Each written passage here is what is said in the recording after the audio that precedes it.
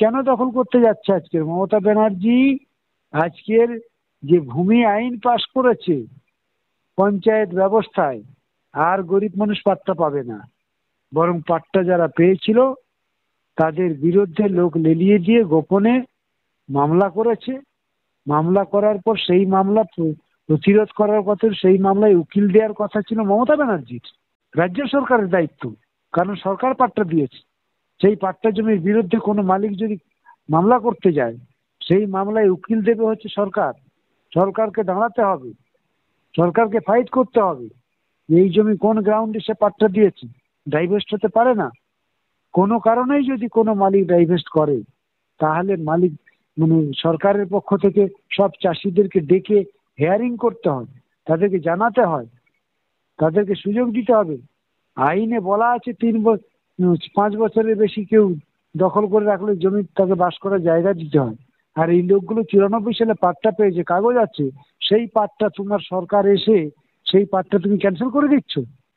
অর্থাৎ ওই জমি মাফিয়া আর মমতা ব্যানার্জির মধ্যে গভীর বোঝাপড়ার মধ্য দিয়ে ওই বাম আমলে যে যাদেরকে পাট্টা দেওয়া হয়েছিল, ওই গরিব লোককে, আদিবাসীদেরকে উচ্ছেদ করার একটা গভীর ষড়যন্ত্র চলছে।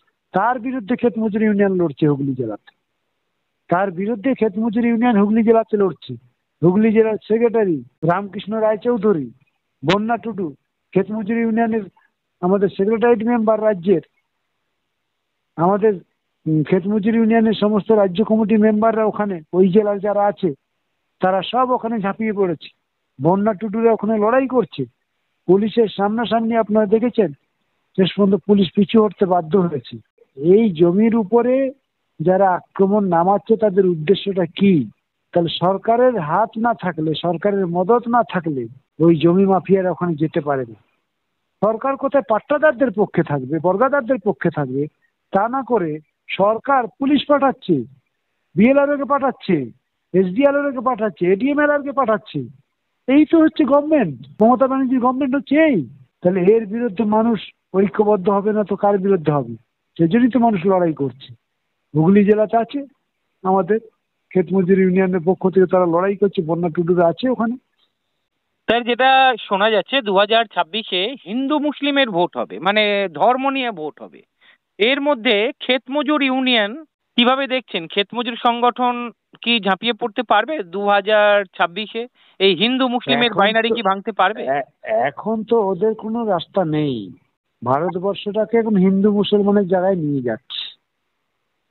পেটের জন্য কি হবে, ভাতের জন্য কি হবে, কর্মসংস্থান কি হবে, শিক্ষা কি হবে, স্বাস্থ্য কি হবে, গরিব মানুষদের বাস করার জায়গা নেই, বাস করার জায়গা পাবে কিনা? খোলা আকাশের নিচে ভারতবর্ষের বহু গরিব মানুষ বাস করে, তাদের ছাদাওয়ালা বাড়ি থাকবে কি থাকবে না?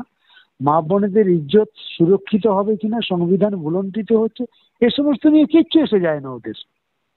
ওদের শুধু ভোট চাই। হিন্দু মুসলমান করে ভোটটা করো। ভারতবর্ষের মাটিতে হিন্দু সংখ্যা বেশি, সুতরাং হিন্দু ধর্মকে, হিন্দুত্ববাদ নিয়ে আসো, আর হিন্দু ধর্মকে রাজনীতির সঙ্গে মিশিয়ে হিন্দু অংশের মানুষকে হিন্দুত্ববাদের সঙ্গে মিশিয়ে দিয়ে বিজেপি ফায়দা তোলার চেষ্টা করছে। মুসলমানরা বাণিজ্য বেশি এসছে। এই যে আমরা আদিবাসী যারা আছি না ভারতবর্ষের, আদিবাসীরা তো হিন্দু না, এরা কোথায় যাবে? খ্রিস্টানরা কোথায় যাবে? শিখ জৈনরা কোথায় যাবে?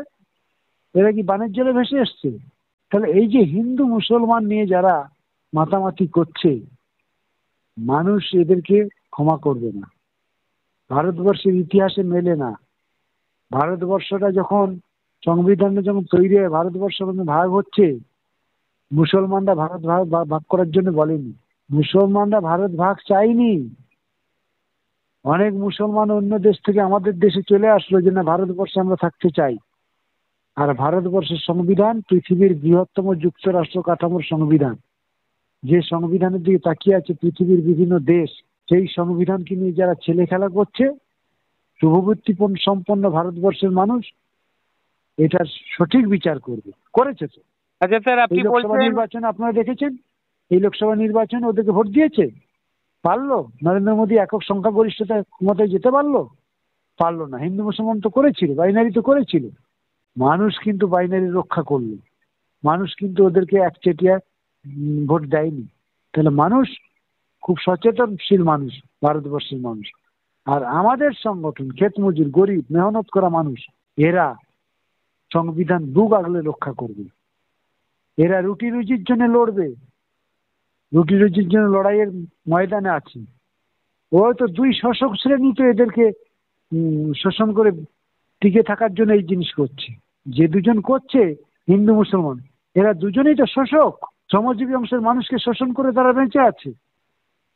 তাহলে পুঁজিবাদের পক্ষে ওরা, বড় লোকের পক্ষে ওরা। আর বৃহৎ অংশের মানুষ যারা বড় লোকের বিপক্ষে, যাদেরকে আমরা ঐক্যবদ্ধ করার চেষ্টা করছি, সারা ভারত ক্ষেত মজুরি ইউনিয়ন। সুতরাং সারা ভারত ক্ষেত মজুরি ইউনিয়ন গরিব মানুষকে ঐক্যবদ্ধ সংগঠনের লড়াইয়ের মধ্য দিয়ে আমরা দেশটাকে রক্ষা করতে চাই। রুটি রুজির প্রশ্নে যারা শোষণ করছে একচেটিয়া পুঁজি, তাদের বিরুদ্ধে আমাদের লড়াইটাকে শানিত করতে চাই। যা স্যার, আপনি রাজ্য কমিটির সদস্য এবং ক্ষেত মজুর ইউনিয়নের সম্পাদক হিসাবে বর্তমান যে রাজনীতি চলছে, হিন্দু মুসলিমের রাজনীতি, আমার চ্যানেলের মাধ্যমে কি বার্তা দিতে চাইবেন ওই হিন্দু মুসলিমদের? হিন্দু মুসলমান নিয়ে রাজনীতি যারা করছে তারা হিন্দুকেও পছন্দ করে না, মুসলমানকেও পছন্দ করে না। এরা দুজনেই এই ধর্মবিরোধী লোক। এরা এই ধর্ম নিয়ে বেসাতি করছে, নাটক করছে। যারা ধর্ম বিশ্বাস করে তারা ধর্মের মধ্যে দাঙ্গা বাঁধানোর চেষ্টা করে না।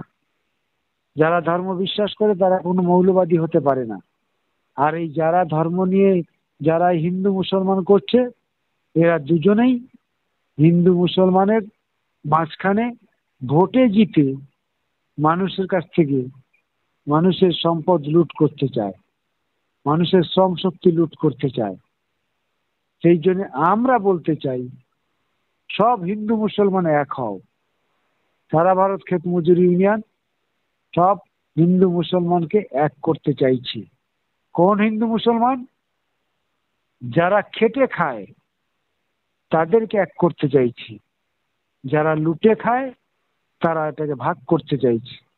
সেই জন্য খেটে খাওয়া আর লুটে খাওয়াদের লড়াই, সেই লড়াইয়ে আমরা খেটে খাওয়া মানুষের পক্ষে। ভারতের কমিউনিস্ট পার্টি মার্ক্সবাদী এই লুটে খাওয়াদের বিরুদ্ধে খেটে খাওয়াদেরকে ঐক্যবদ্ধ করার জন্য শপথ নিয়েছে। সেই কাজ করে যাচ্ছে আমাদের পার্টি, আমরা সেই কাজ করছি। আমরা সেই জন্যই গরিব মানুষকে ঐক্যবদ্ধ করছি, কৃষককে ঐক্যবদ্ধ করছি, শ্রমজীবী মানুষকে ঐক্যবদ্ধ করছি। ভাবতে পারেন এরা এই সমস্ত জিনিস করছে আর কলকারখানা সব বন্ধ হয়ে যাচ্ছে, সব মানে কর্পোরেটদের হাতে দিয়ে দেওয়া হচ্ছে। ভারতবর্ষে পাহাড় আদিবাসীদের পাহাড় লুট করে কর্পোরেটদেরকে দিয়ে দেওয়া হচ্ছে। বনের ধারে যারা বাস করে তাদের জমির তলায় যে কয়লা আছে, এই কয়লা খননের নাম করে তাদেরকে তাড়িয়ে দেওয়া হচ্ছে। জাতপাতের প্রশ্নে আজকে দাঙ্গা বাঁধানো হচ্ছে। এই ভারতবর্ষ চায়নি, পৃথিবীর মানুষ দেখতে চায় না এটা।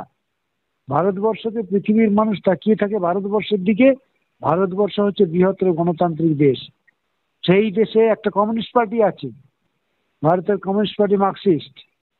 মানুষ তাদের দিকেও তাকিয়ে আছে। আমরা সেই দায়িত্ব পালন করছি। আমরা ভারতবর্ষকে অখণ্ড রাখতে চাই। ভারতবর্ষের সংবিধান রক্ষা করার দায়িত্ব আর কারো না থাকলে আমাদের আছে।